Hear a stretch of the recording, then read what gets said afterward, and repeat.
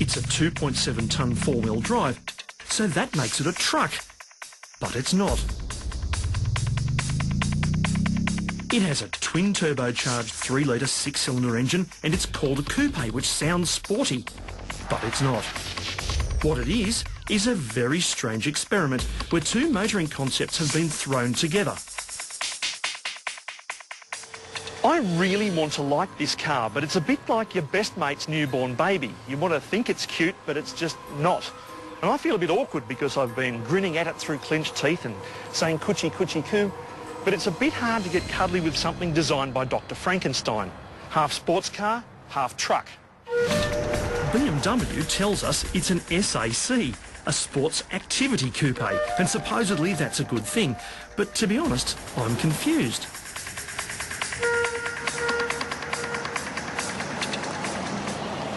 You see, historically, getting a sports car owner to buy a four-wheel drive was like getting Snoop Dogg to give up the weed.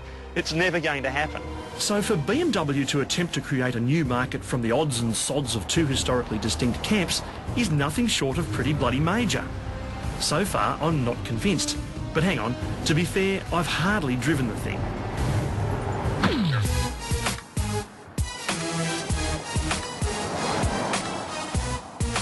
Now, if I was going to take a four-wheel drive and turn it into a sports car, I reckon I'd be shoehorning in some sort of engine that would give it credible performance. So it's no longer a four-wheel drive, it's a sports car. But this car has a diesel in it. And when you try and put the boot in, there is that turbo lag.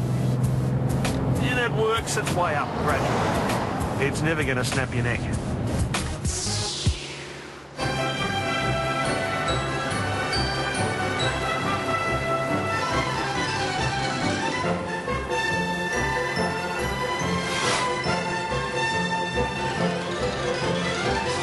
It is a bit of a head turner.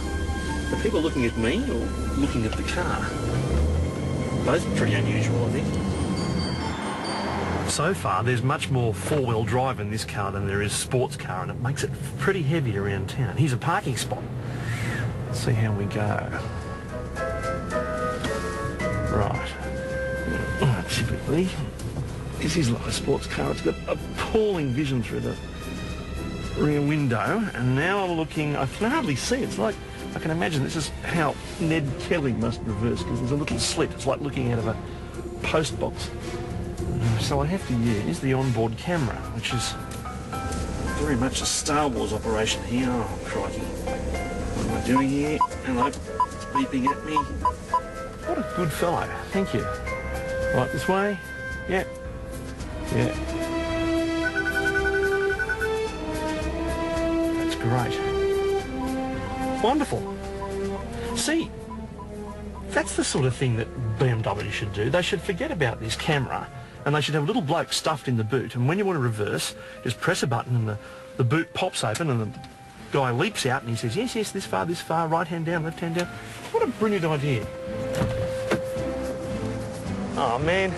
Now, I'm not the best reverse parker in the world, but physically getting this car into this space has been a bigger project than the Snowy Mountain scheme. The visibility's rubbish, I can't use the onboard camera, and somehow or other I've eventually got to get this car out of here.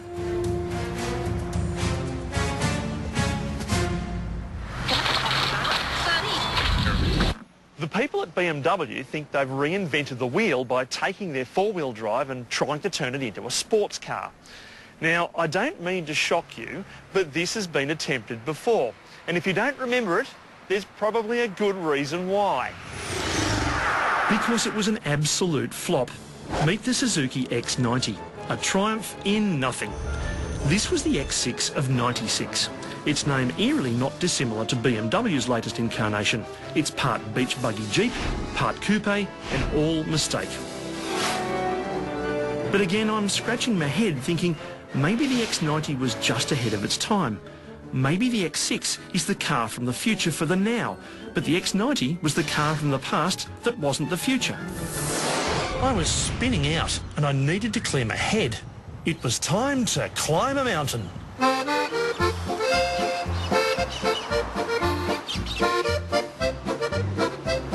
It's wonderful to drive driving in the mountains. It's a bit like the sound of music. And I feel like one of the Von Trapps.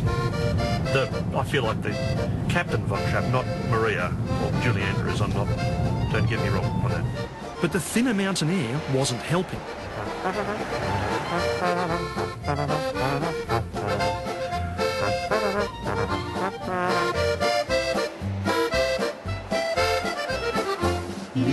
Ah, we are going up the hills.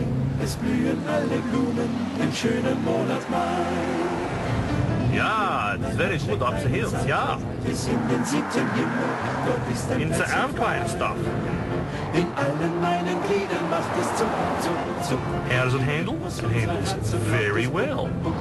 And so it should, because the X6 has a world first, DPC, Dynamic Performance Control. Simply, it gives torque to an outside wheel in a corner, while still giving torque to the inside wheel. Just trust me, it works. And these great big tyres that make the thing so cumbersome around town are great on a nice windy bit of road. Really great. Surprisingly, this 3-ton car has excellent manners. The X6 is great at holding the road because it has a low centre of gravity, but this is where the whole shaky marriage between off-road vehicle and sports car becomes unstuck. So there's a compromise here. You either have a low centre of gravity or ground clearance, and this car doesn't have any form of adjustable suspension. So when I start to go off-road, I need to approach this embankment. Listen to that. This is an off-road vehicle. Everywhere I want to go, there's something beeping at me. Okay, I just go here, take it gently at an angle so I don't bust off the spoiler, because the spoiler's only about this far off the ground. See, this is all part of a sort of motoring psychology thing, you know. You buy this car, you think that you're automatically opening up a world of excitement and adventure, and you're an outdoorsy sort of person. It's a bit like someone who's grossly overweight and they go to a supermarket and buy some really expensive running shoes, and therefore they're already on the path to getting fit. This isn't the kind of four-wheel drive you can easily charge off into the bush with. Because of the ground clearance, the performance tyres and limited vision, the most simple off-roading needs to be painfully slow. Before undertaking a potentially car-damaging test, of course I read the driver's handbook. Now this is the driver's handbook, and there's a paragraph here that says, driving on rough tracks, your BMW will feel at home on all kinds of roads and tracks. It combines four-wheel drive with the benefits of a conventional passenger car. And straight under it, it says, do not drive over rough terrain. Talk about hedging your bets.